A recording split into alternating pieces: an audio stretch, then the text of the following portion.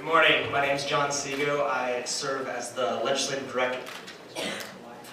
And I want to briefly discuss with you one piece of legislation that we are prioritizing this session.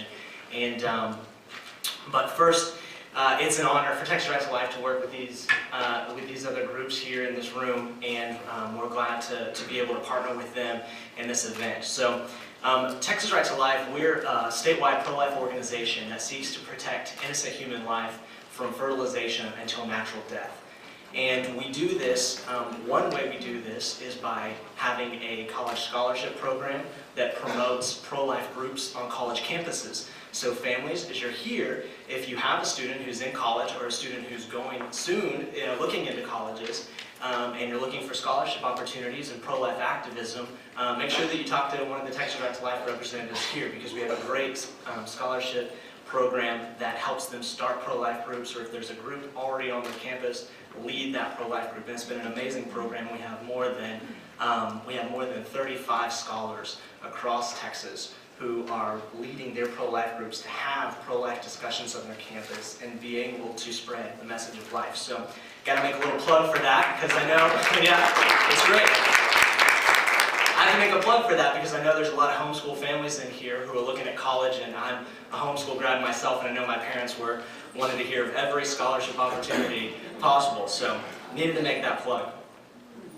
Now, another way that Texas Right to Life promotes protecting innocent human life is by spearheading the legislative efforts here in the Capitol. And we're uniquely positioned to actually define what the pro-life agenda is going to be. So in your packet, you'll find a sheet that has Texas Right to Life's logo on it. And on the front of that sheet is our pro-life legislative agenda for this session. And what we've done is we've taken the most likely there will be more than 40 bills related to pro-life issues. And we've taken those and we've limited it down to 5 priorities. And we have determined what the most pressing pro-life needs are in the state of Texas. Now, we didn't do this by consulting a crystal ball. We didn't do this by throwing darts up against the wall. In the interim, it's part of our leadership in the pro-life movement is to host roundtable discussions, to host seminars, meetings around the state with stakeholders, with experts, with lawyers, with doctors, and with our pro-life elected officials. And so that's what we do in the interim. We do research, we do writing, and we hope these and bring all of these pro-life leaders to the table and say, what is the biggest need we have right now? And that's how we came up with this list that we give you. So if you would like to know why those are so important on these other issues, we're here to talk. We'd love to talk to you more about that. If you think you would like to be in on those meetings next year, but we start again. If you think you want to be at the table in the roundtable discussions about what the pro-life agenda is, please talk to me. We'd love to include you in that process. Now, so with these lists on the back of that page, so we have the 5 bills listed out. On the back of that page, I give you more details about number 1 on that list, and that is judicial bypass reform, and that's what I was asked to talk about today. This is number 1 on your list, and the problem is that this bill is trying to address is that right now in Texas, a pregnant minor can easily go to a judge instead of her parents to get permission to have an elective abortion. And this process that she goes to the judge instead of her parents needs to be reformed. What we have is whenever for multiple sessions, the legislature has reinstated its intent to have parents involved in that decision. When a pregnant minor is facing an unexpected pregnancy, the Texas legislature and the voters who keep electing these leaders are saying we want parents involved in that decision. That's a hard decision. Nobody's making light of that position. But we need parents involved. Now, as pro-lifers, we're painted as extremists, right? We're painted as radicals, as crazy people who come up with these crazy bills, and you'll see more headlines and more op-eds and more attacks on us whenever this bill gets moving through the process. But let's think about this for a second. This is not that radical, right? In the United States, we have this class of citizens that we call minors for a reason. We've determined that there are young Texans, there are young Americans that deserve and need more legal protection than adults. That's not extremist, that's not radical, right? We've said, and Texas has said, that at a certain age, at a certain young age, there are Texans among us that we need the authority for some of their decisions to be made at the family level, at the parental level, not at the government level, and not up to the minor themselves. Okay, now do I sound like an extremist yet? All right, it's pretty reasonable, right?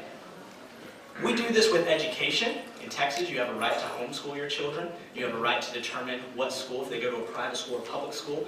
And actually, the legislature, as you've heard this morning, is trying to expand the rights that parents have to make these decisions for their children. So they have this choice in education. They have this choice when it comes to personal safety for their children. They have this authority when it comes to other healthcare decisions, right? Well, what we have here is an exception, that parents can be involved unless the minor doesn't want them to be involved. Or, worse, if the abortion clinic doesn't want that minor's parents involved. And just from a practical standpoint, this is what we see, is a minor shows up at an abortion clinic. She tells them their age, and they say, okay, we don't have to, the state law says we should be getting your parents involved in this decision, but there's an exception. And they said, just a second.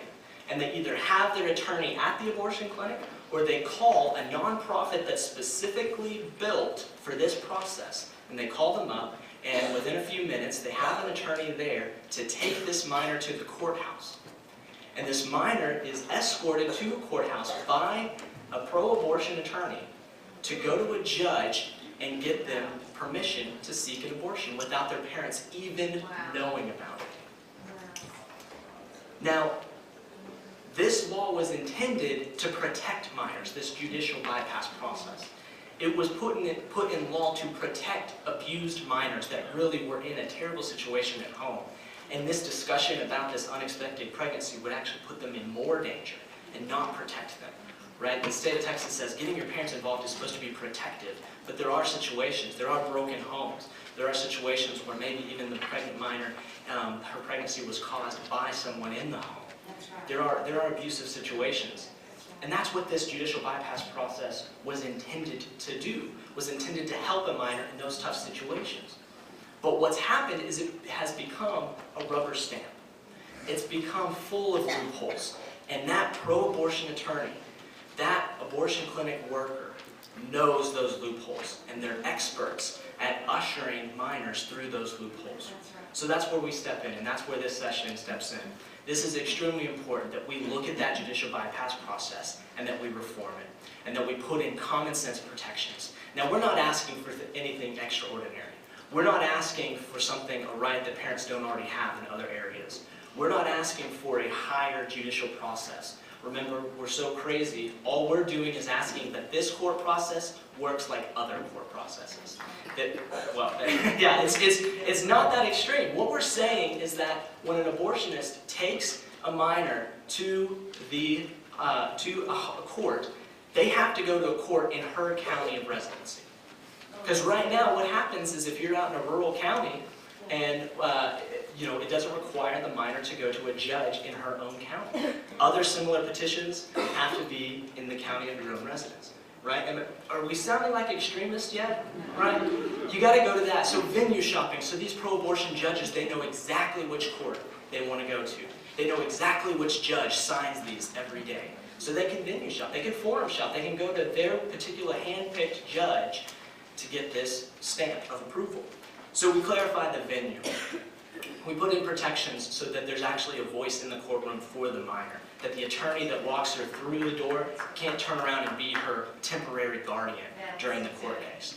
Okay? So we have a list of these types of reforms that's going to make this process not extraordinarily hard, going to make it similar to how we handle minors in other similar judicial processes.